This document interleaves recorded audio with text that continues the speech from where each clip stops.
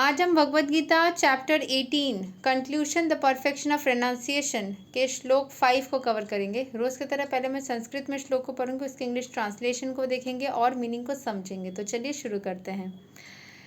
यज्ञना दाना तपा कर्मणा त्याज्यं कर्यं ईवा तत् यज्ञोदणं तपश्चैवा पवाणानि मनीषिणम्। Acts of sacrifice, charity and penance are not to be given up. They must be performed. Indeed, sacrifice, charity and penance purify even the great souls. तो किसी को दान करने का जो कार्य है या फिर जो चैरिटी हम करते हैं या जो हम ध्यान लगाते हैं, ये सारी चीज़ें, या फिर जो हम भक्ति करते हैं, स्पिरिचुअलिटी करते हैं, खुद के लाइफ से नेगेटिविटी को सैक्रिफाइस करने के लिए जो भी सारे हम पथ को पकड़ते हैं, ये सारी चीज़ें करना चाहिए। ये सारे सैक्रिफाइस, चैरिटी और जो चीज़ें हम करते हैं, ये हमेशा हमारे अंदर के सोल को प्यूरिफाई करता है। तो यहाँ के एक्सप्लेनेशन को समझ लेते हैं। The yogis should perform acts of for the advancement of human society. योगियों को काम करना चाहिए, क्योंकि ऐसे माना जाता है कि एक सोल ने एक जगह पे बैठ करके जो चीज़ फील किया, जो चीज़ सोचा, अगर मैंने आज एक नेगेटिव थॉट लगाई तो उसकी वाइब्रेशन, हर एक इंसान के लिए ये चीज़ है, उसकी वाइब्रेशन पूरे समाज में फैलती है। तो हर एक वर्ड, हर एक थॉट, हर एक चीज़ जो हम एक्शन लेते हैं वो पूरे समाज को अफेक्ट करता है। तो जो योगी होते हैं वो बैठ करके अगर उस चीज़ को, पॉजिटिविटी को बहुत ज़्यादा साथ में बैठ के करते हैं एक साथ, या इंडिविजुअली करते हैं, तो उसकी वाइब्रेशन जा करके पूरे एनवायरनमेंट को पॉजिटिव वे में कन्वर्ट कर सकती है। So there are many purificatory processes for advancing a human being to spiritual life. बहुत सारे ऐसे प्रोसेस होते हैं जिससे कि इंसान को स्पिरिचुअल लाइफ की तरफ लेके जाया जा सकता है।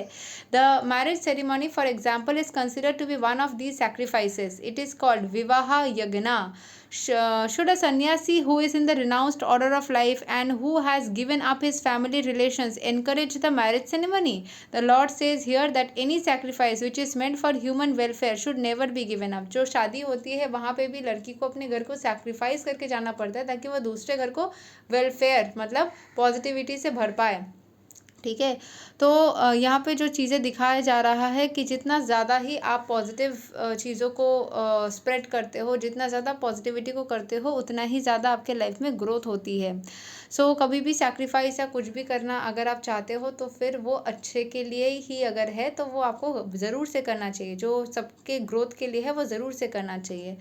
The Lord says here that any sacrifice which is meant for human welfare should never be given up. Vivaha Yagna, the marriage ceremony, is meant to regulate the human mind so that it may become peaceful for spiritual advancement. For most men, this Vivaha Yagna should be encouraged even by persons in the renounced order of life. Sannyasis should never associate with women, but that does not mean that one who is in the lower stages of life, a young man, should not accept a wife in the marriage ceremony. जो सन्यासीस होते हैं, जो सब कुछ छोड़ छाड़ के गए हैं, उनको बोला जाता है कि वो विवाह ना करे या औरतों के साथ में ना उठे बैठे, लेकिन जो नॉर्मल इंसान है उसको भी नहीं करना है, ऐसा नहीं बोला जाता है। ठीक है, so sannyasis should never associate with women, but that does not mean that one who is in the lower stages of life, a young man, should not accept a wife in the marriage ceremony. All prescribed sacrifices are meant for achieving the supreme Lord. Therefore, in the lower stages, they should not be given up.